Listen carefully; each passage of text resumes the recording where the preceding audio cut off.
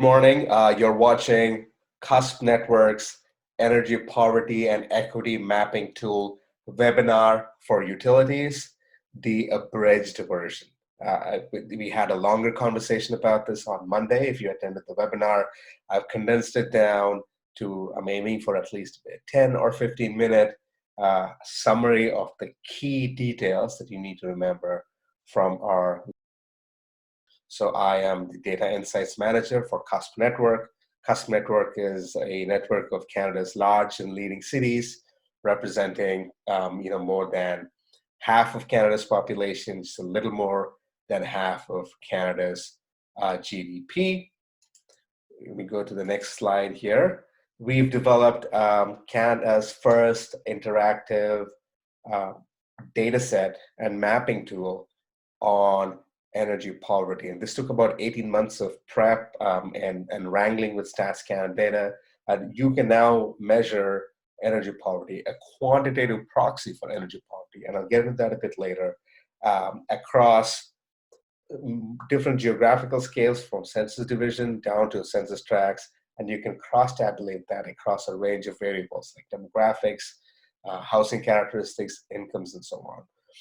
Our website, energypoverty.ca, also has additional information like policy briefs and guidelines. If you're a local municipality or you work very closely with the local municipality, there's a design guide on how to build more equitable, local, clean energy programs. Now, one of the reasons why we developed this mapping tool is because we believe at CUSP that equity and inclusion is a overarching goal of climate work. The first generation of climate and clean energy programs were not there's certain groups that were underrepresented in those programs. And in order for us to meet our ambitious, in order for municipalities across the country to meet their ambitious 100% renewable, 100% net zero climate goals, we have to develop programs for broad adoption.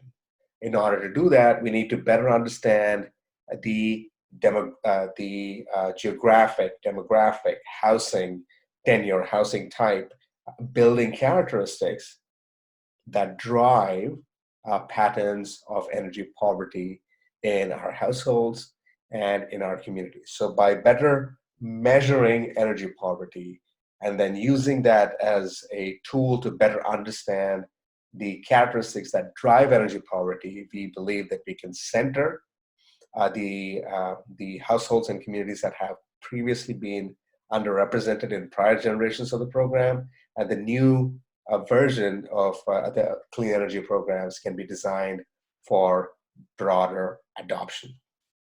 Now, in order to do that, we first began by developing a quantitative proxy for energy poverty. Energy poverty, is an experience of households that do not adequately heat or cool their homes, or can't afford to, run appliances and so on. There's different ways in which it manifests itself. We're focusing on creating a quantitative proxy, and we're calling it the high home energy cost burden. What that means is, if a median Canadian household spends 3% of their after-tax income on home energy needs. We're talking about heating and cooling and appliances, not transportation. It's a whole other bailiwick. We can get to that perhaps in a different day. But if a median household in Canada, we've calculated, spends 3% of their after-tax income on home energy needs, and we followed some best practices from other jurisdictions to define households that experience energy poverty as households that spend 2 times the national median. So if a household spends 6% or more of their after-tax income on home energy needs, that household is defined as a household that experiences high energy cost burdens, which is a quantitative proxy for energy poverty. So when you're rifling through these slides on your own time, every time it says high home energy cost burdens, remember that it's a proxy for households experiencing energy poverty. What I'm going to do is talk very briefly about the different ways that utilities can use this tool. Let's get into it, okay? So here's 4 different ways as a utility you can use this tool to improve program design, improve the households that we target. So, and again, these are just 4, I present these as a starting point and encourage you to dive further into the data. So one way you can use this tool is, okay, let me step into the website first. So this is the energypoverty.ca website. If you're seeing that on my screen, yep, it's bilingual, it's in English and it's in French. You will go to the tool. There's some videos here that will that are how-to videos that show you some of the things I'm about to show you today. You can watch it on your own time. You launch the tool, it'll open up this, this pan-Canadian, this mapping tool and this data set. Now, you can scroll in and out anywhere in the country and look at a glance at some key variables. So now I'm going to show you 4 ways you can use this mapping tool. Number 1, you can go here to the top left, click on an indicator. There's a whole range of them, from incomes to home energy affordability, to housing-based indicators and demographics. You can click on one and then this map will change. You can click on a geographic boundary. For example, I'm going to focus in on Kenora, Ontario. And once you're done looking at it at a glance, you can look at the number of households as well, in addition to the percentage. And for this particular geographic boundary, you can also look at other indicators that we just looked at. So that's number 1. Second thing you can do is go to the top right here, which is the ranking tool.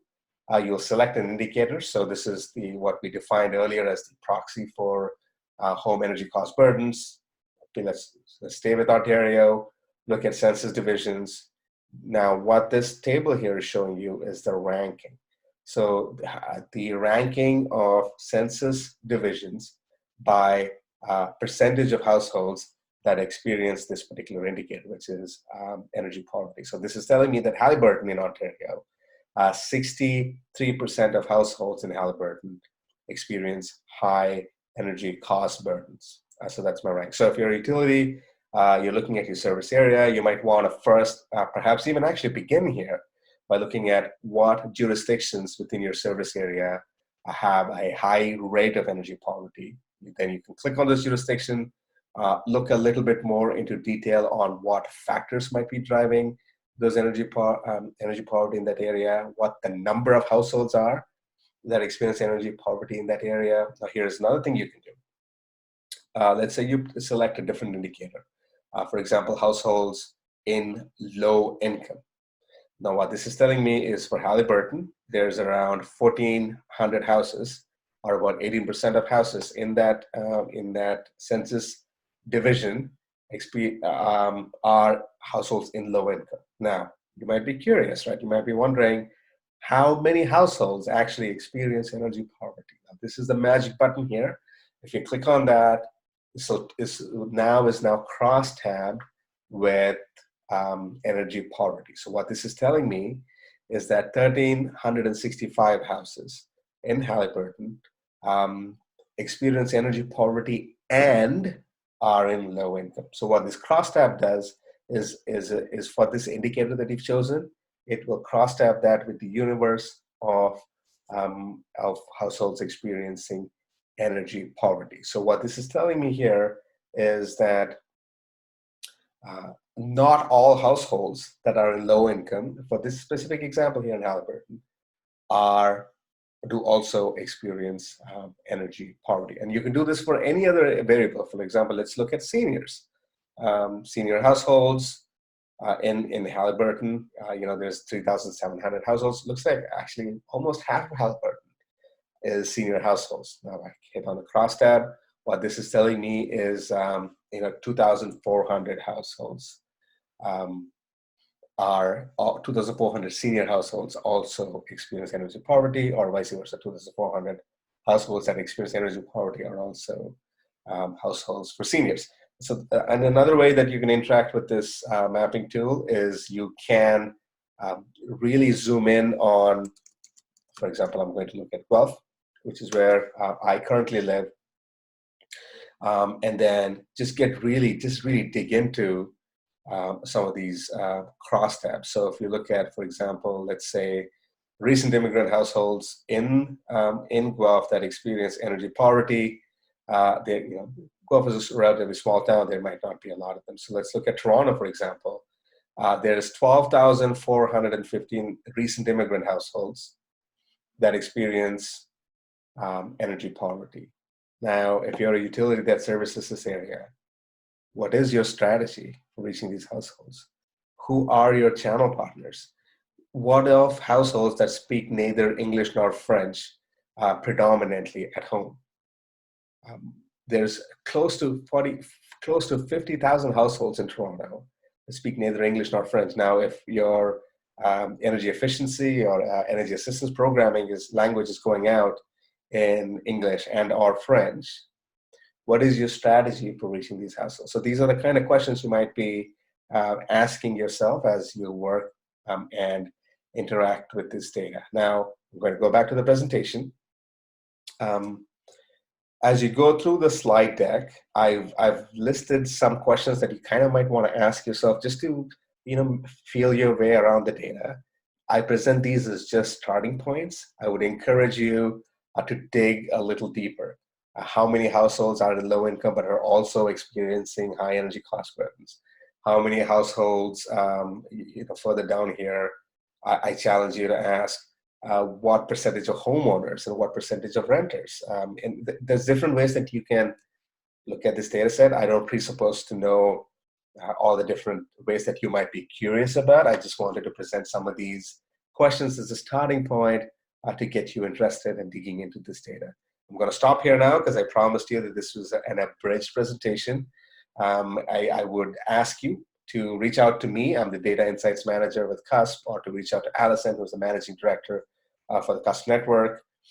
We primarily work with municipalities. So if out of our 17 members, many of them, if not all of them, fall into service areas of some of the folks on the call with us on Monday.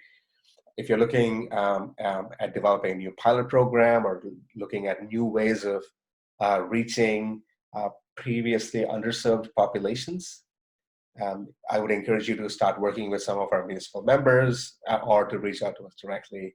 Any questions about the mapping tool?